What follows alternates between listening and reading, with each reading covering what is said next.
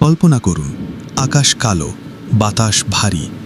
একজন মানুষ শত শত বছর ধরে সতর্ক করছেন, কিন্তু কেউ শুনছে না। হঠাৎ মাটির নিচ থেকে পানি উথলে উঠল, আকাশ খুলে গেল। এটা কি শুধু বৃষ্টি ছিল, নাকি আল্লাহর চূড়ান্ত ফয়সালা?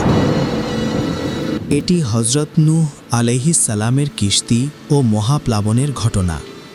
ইসলামী ইতিহাসের প্রথম বড় কওমি শাস্তি। কোরআনে বারবার উল্লেখিত এক সতর্ক বার্তা। ধৈর্য, ঈমান ও আল্লাহর হুকুম মানার জীবন্ত উদাহরণ।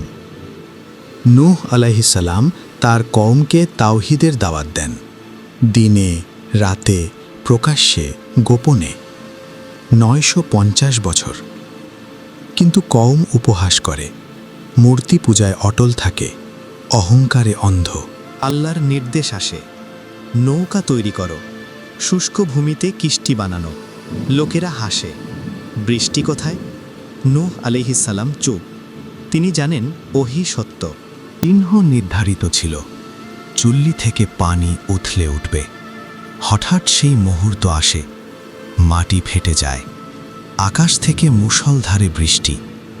বিশ্বাসীরা কিস্তিতে আরোহণ করে, প্রতিটি প্রাণীর জোড়া নেওয়া হয়।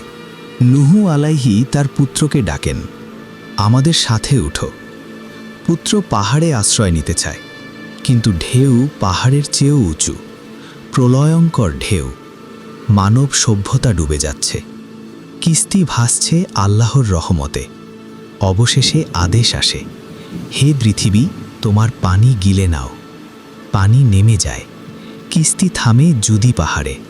নতুন সূচনা।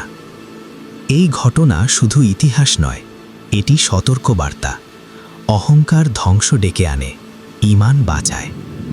আজও প্রশ্ন একটাই, আমরা কি নূহ আলাইহির দাওয়াত শুনব, নাকি সেই কওমের পথ বেছে নেব? এই ধরনের ইসলামিক ভিডিও পেতে আমাদের চ্যানেলটি সাবস্ক্রাইব করে রাখুন। ধন্যবাদ।